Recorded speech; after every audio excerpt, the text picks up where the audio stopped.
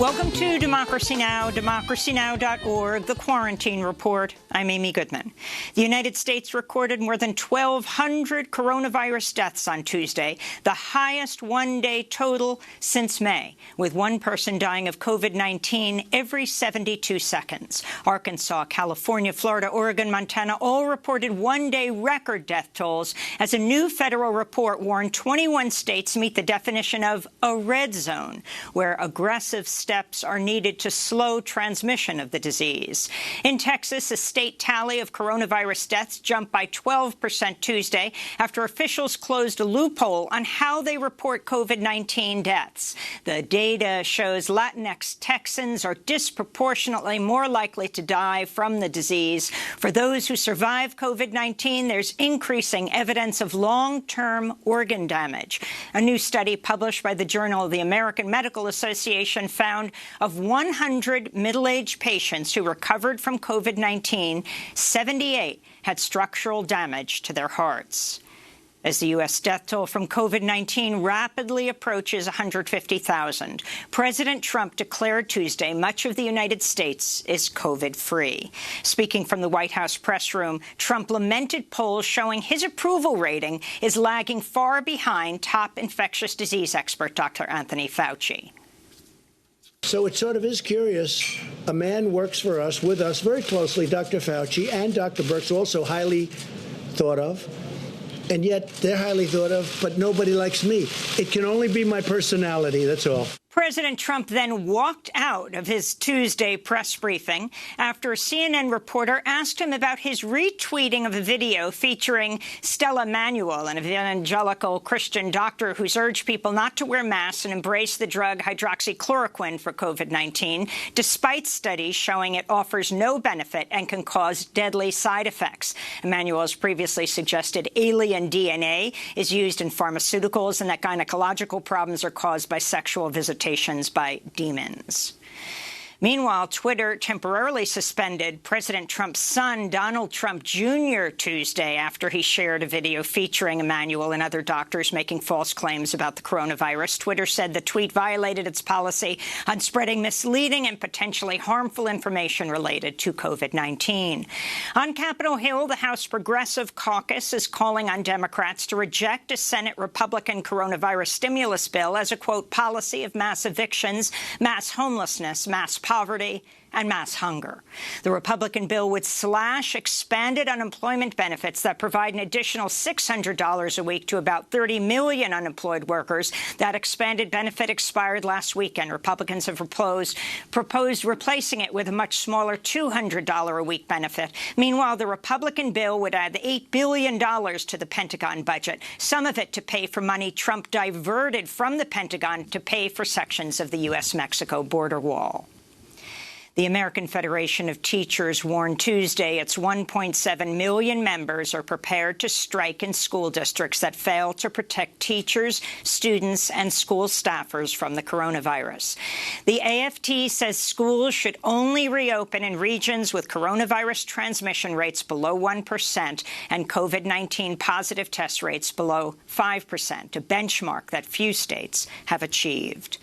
In Geneva, Switzerland, the World Health Organization warned Tuesday summertime temperatures in the Northern Hemisphere are failing to slow the spread of the coronavirus. WHO spokesperson Margaret Harris warned against complacency, saying the pandemic's continuing to worsen across much of the world. Summer is a problem. This virus likes all weathers, but what it particularly likes is jumping from one person to another when we come in close contact. So let's not give it that opportunity. So the second wave idea, we are in the first wave. It's going to be one big wave. Argentina reported a record 120 new COVID-19 deaths Monday, bringing the country's death toll to over 3,100. Argentine authorities are warning of possible shortages of intensive care unit beds in hospitals in and around Buenos Aires. In Guatemala, the government has begun reopening the economy after months of strict coronavirus restrictions, despite a continuing surge in COVID-19 cases and nearly 1,800 deaths. Guatemala's borders will remain closed, but many industries have resumed operations. Public transportation will gradually start running, and shopping centers and restaurants were allowed to reopen this week. Attorney General William Barr appeared before the House Judiciary Committee Tuesday, where he was grilled over his defense of President Trump's policies, including the deployment of federal forces to confront Black Lives Matter protesters. In a contentious exchange, Washington Congressmember Pramila Jayapal noted the discrepancy between Barr's militarized response to Black Lives Matter protesters and armed militia members who displayed white nationalist symbols at protests against public health measures. When white men with swastikas storm a government building with guns, there is no need for the president to, quote, activate you because they're getting the president's personal agenda done. But when black people and people of color protest police brutality, systemic racism, and the president's very own lack of response to those critical issues, then you forcibly remove them with armed federal officers, pepper bombs, because they are considered terrorists by the president. We'll have more on this hearing with Raphael Warnock, running for Senate in Georgia. On Tuesday, an Army National Guard officer who witnessed a crackdown by federal agents on a protest near the White House June 1st told a House committee he witnessed peaceful protesters being suddenly tear-gassed without warning, calling the deployment an excessive use of force. The crackdown came after Attorney General Barr appeared in the park ahead of President Trump's photo op holding a Bible in front of St. John's Episcopal Church. Meanwhile, Black Lives Matter protests continue across the United States. In Portland, Oregon, protesters arrested by federal agents on even the most minor charges are being ordered by federal judges to sign a pledge not to protest again as a condition of their release from jail. One attorney with the ACLU called the orders, quote, sort of hilariously unconstitutional, unquote.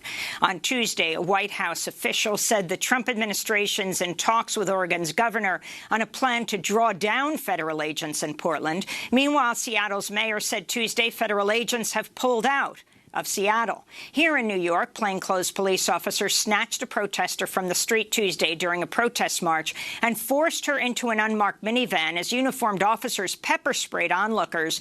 The arrest drew comparisons to tactics used by federal agents in Portland. 18-year-old Nikki Stone was released Wednesday morning after being charged with 5 counts of damaging police cameras around City Hall. In Minneapolis, police have issued an arrest warrant for a suspect known as Umbrella Man, who was filmed smashing the windows of an auto parts dealership on May 27th, 2 days after the police killing of George Floyd. Investigators say the man is a white supremacist who sought to provoke violence against protesters. A Minneapolis arson investigator wrote in an affidavit, quote, "This was the first fire that set off a string of fires and looting throughout the precinct and the rest of the city." In Richmond, Virginia, members of George Floyd's family gathered Tuesday at the site of the former monument to Confederate leader Jefferson Davis, which was toppled by protesters in June, for the debut of a 3D hologram honoring George Floyd.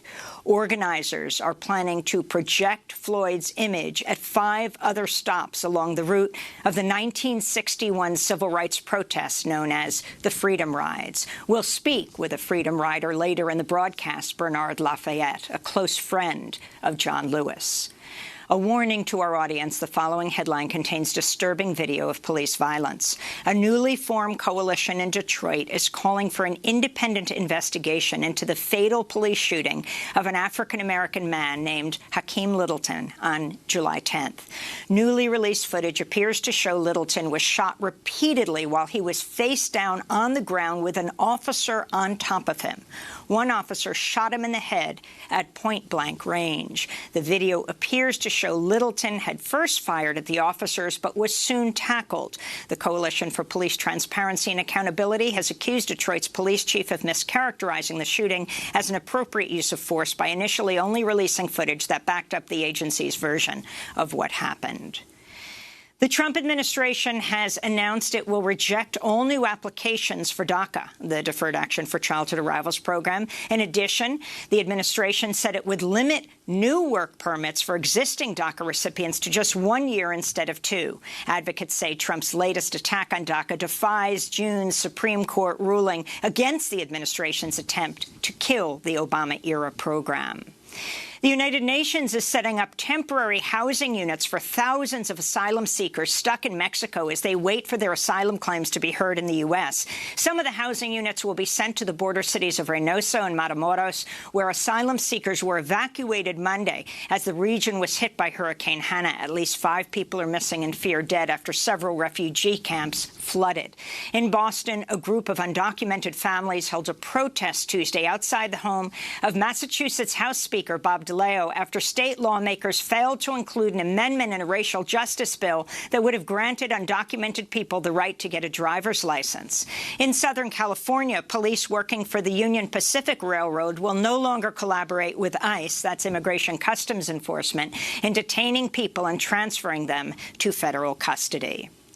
In Bolivia, thousands of protesters marched Tuesday in the city of El Alto, demanding the right to elect a new president after the government of right-wing interim leader Janine Áñez said it would postpone elections for the second time this year, citing the pandemic. Unions and indigenous groups accuse Áñez of continuing the coup d'etat that ousted former President Evo Morales last November. We will not allow this de facto government to embezzle our plurinational state of Bolivia. In this council, we determined we will carry on with the protest until the September 6 elections are ratified. Following the coup, Bolivia has experienced one of its deadliest and most repressive periods in decades as the government carries out summary executions and arbitrary detentions. This, according to a new report by Harvard's International Human Rights Clinic and the University Network for Human Rights. James Cavallaro, the former president of the Inter-American Commission on Human Rights, said, quote, "These abuses mirror the authoritarian behavior of the dictatorships of the 70s in the Americas. This must stop," he said. At least 212 land and environmental defenders were murdered last year. That's the highest number since the group Global Witness began gathering data 8 years ago. Around 40% of those killed were indigenous people. Colombia was the deadliest country with 64 land and environmental defenders killed. Also high on the list, the Philippines, Brazil, Mexico, Honduras, and Guatemala. Joe Biden said Tuesday he'll name his vice presidential running mate next week. On Tuesday, many speculated Biden has chosen California Senator Kamala Harris after Biden was photographed holding notes featuring Harris's name, followed by 5 talking points. Do not hold grudges, campaigned with me in jail, talented, great help to campaign, and great respect for her.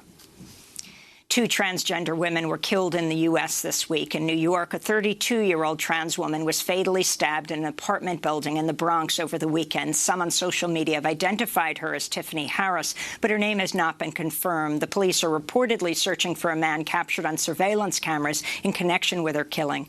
In Baton Rouge, Louisiana, a 24-year-old transgender woman, identified as Kuasha D. Hardy, was shot to death Monday. She was a hairstylist. Their deaths are believed to be the 20th and 21st killing of transgender and gender nonconforming people in the U.S. this year. And a lawyer for WikiLeaks said Monday the United States is preparing to bring more charges against Julian Assange, who already faces up to 175 years in prison on espionage and hacking charges. Assange is currently facing an extradition trial in London. This is his lawyer, former Spanish judge Baltasar Garzón. Julian Assange ha sido objeto de una persecución. Julian Assange has been the subject of political persecution, in which all of the rules of due process have been broken. False evidence has been used, illegal evidence has been used, and the procedure in the United States has been totally contaminated as a result. And those are some of the headlines. This is Democracy Now!, democracynow.org, the Quarantine Report. I'm Amy Goodman, broadcasting from New York. Juan Gonzalez is sheltering in place at his home in New Brunswick, New Jersey. Hi, Juan. Hi, Amy, and welcome to all of our listeners and viewers across the country and around the world.